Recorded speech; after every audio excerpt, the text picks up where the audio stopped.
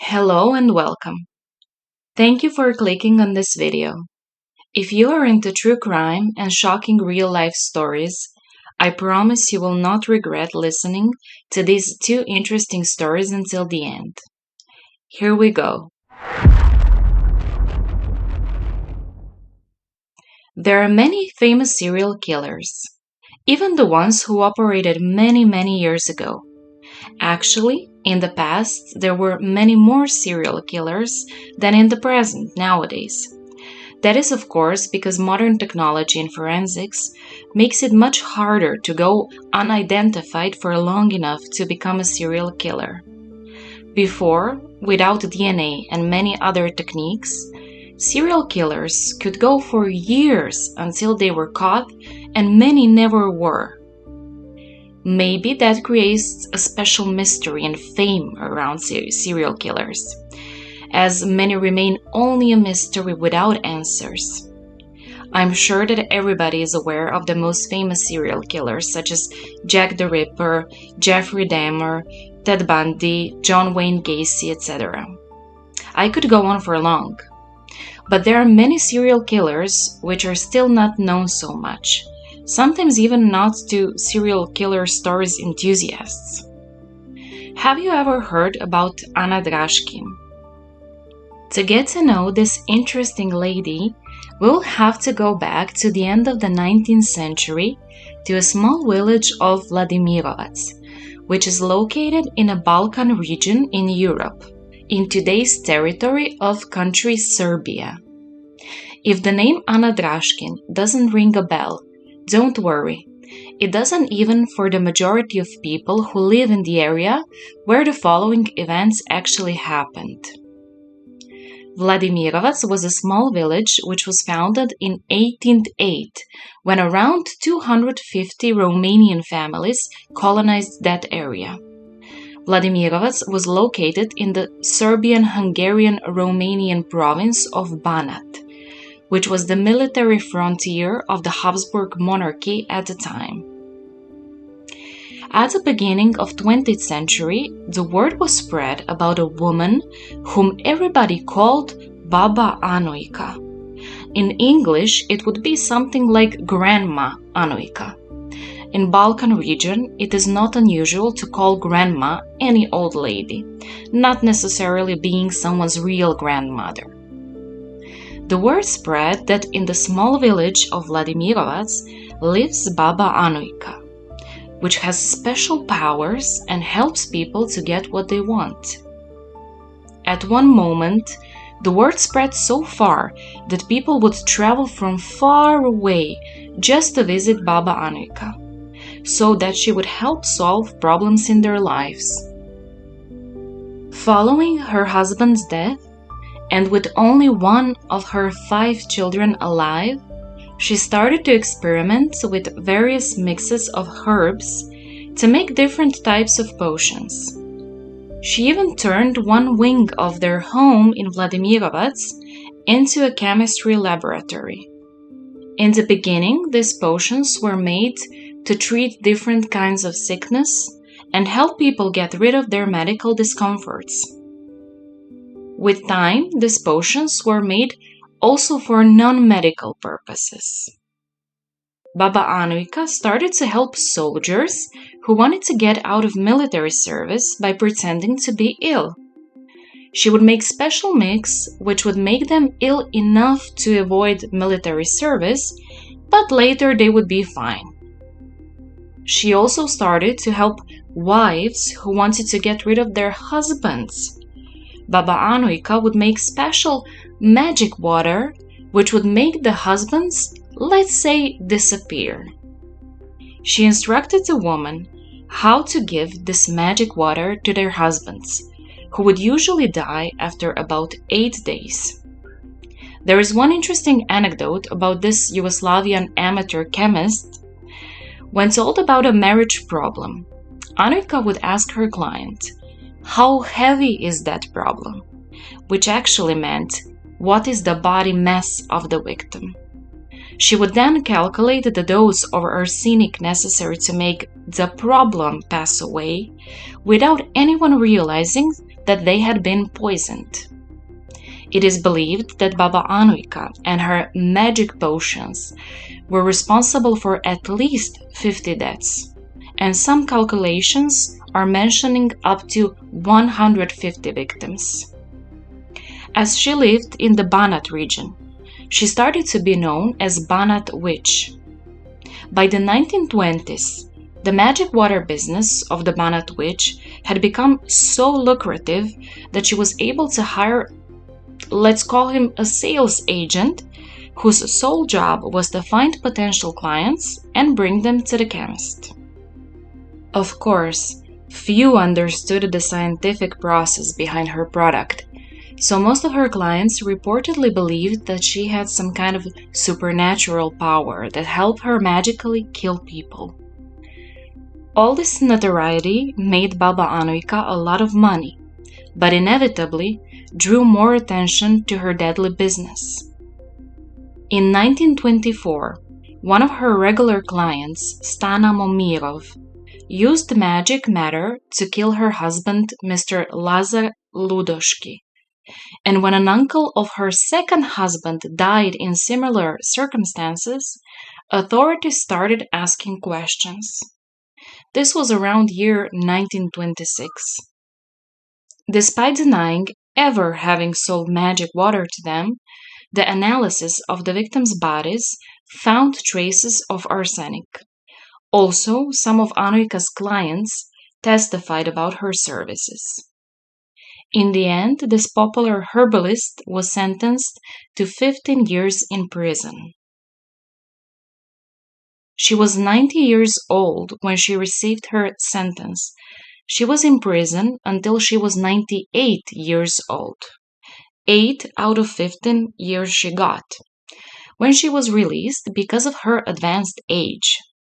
She lived 2 more years in freedom in her home in Vladimirovats, and died in 1938, being around 100 years old. Her story became a legend, and she earned a reputation as one of the most productive serial killers in history, with possible number of victims up to 150 with her poisoned potions. Most of her story she told herself after being imprisoned, but there were also a lot of witnesses, her clients. A man was driving with a friend in a car. He took a long glance out the window of the car passenger seat as he drove with a friend along the freeway to Tulsa, Oklahoma. His gaze was fixated on the night sky, lit up with stars. It was a sight this 70-year-old man had not been able to witness for nearly half a century, after spending most of his life in prison for a murder he did not commit. This is unbelievable true story of how extensively and massively the justice can fail sometimes. Unfortunately, injustice happens more often than we wish it would, and it is hard and unfair. But this case is just something else, and holds a grim and infamous record as well. It is more probable that in this case we have a situation of deliberate disregard of justice, rather than an unintentional mistake.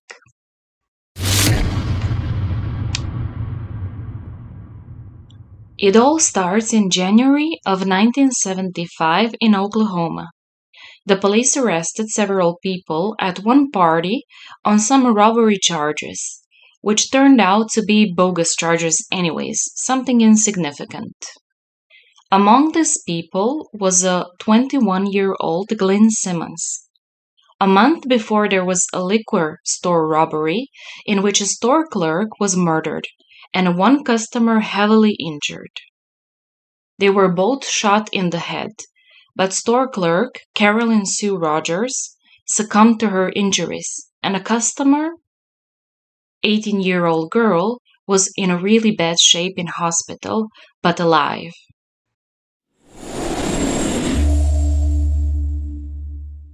In 1975, in Oklahoma, the atmosphere of racism was still present and tangible.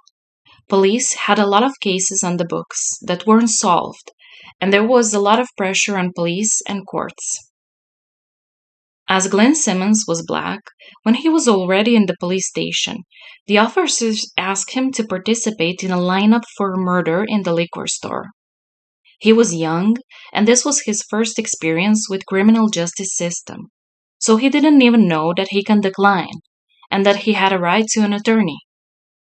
The witness was a customer in the store who was shot in the head during the robbery.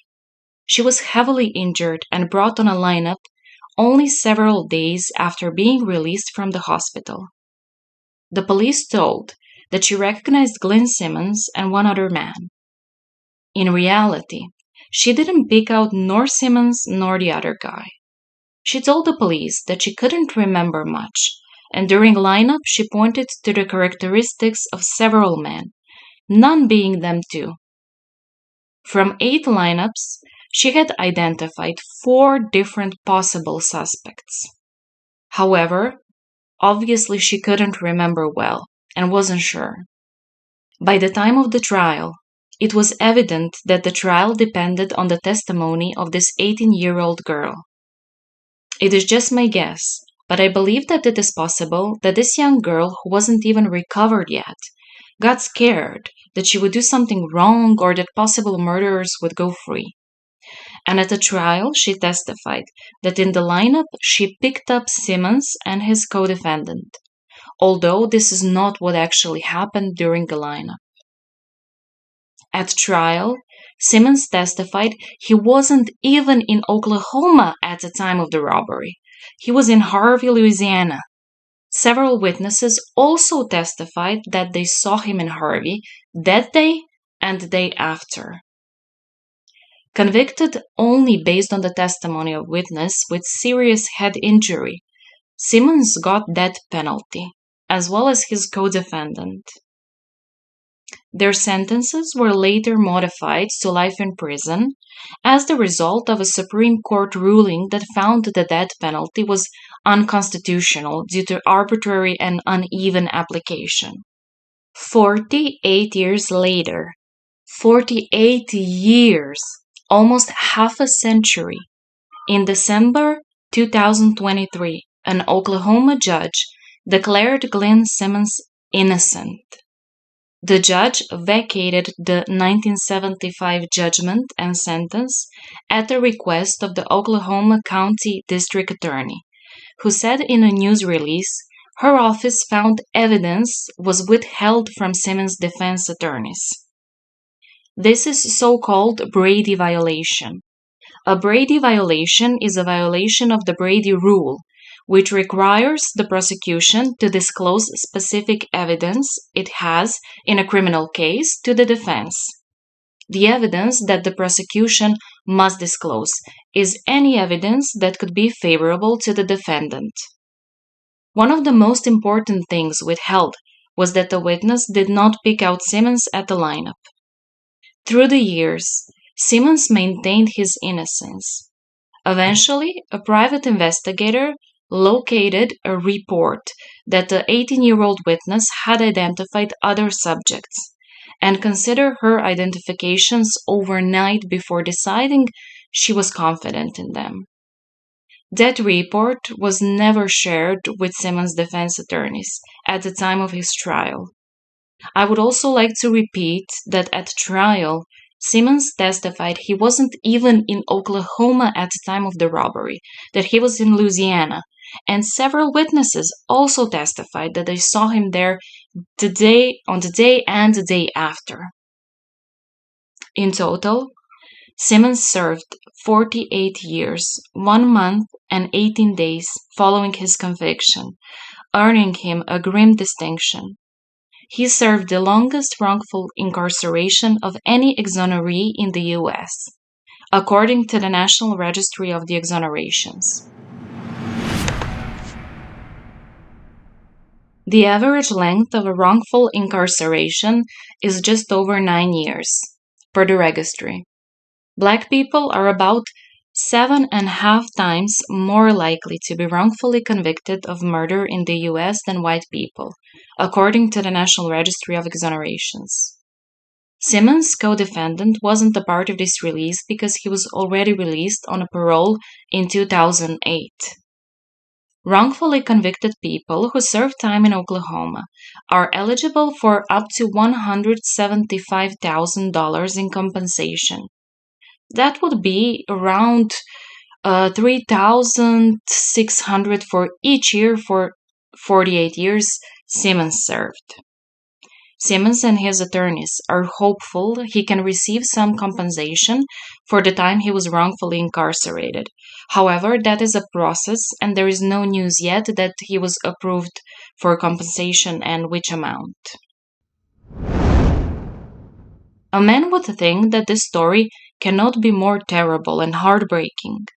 But like in some bad movie, this is not the end, and there is more to the story. In the meantime, on top of all, just before his release, Simmons has been diagnosed with stage 4 liver cancer and is undergoing chemotherapy. The cancer metastasized because he wasn't able to get chemotherapy on time due to being freshly released from the prison. Having this difficult medical condition and being 70 years old, it's practically impossible for him to work and earn money for a living. Until the decision about the compensation, Simmons is seeking help for living and medical costs on GoFundMe platform, and so far it was raised around $350,000. The goal is set to $500,000, and the page is still active. He is convinced that he will beat the disease, and hopefully he will. He at least deserves to have few more healthy years to enjoy everything that he missed, what was taken from him with this inglorious injustice. The real killer was never found, because the case was closed with convictions.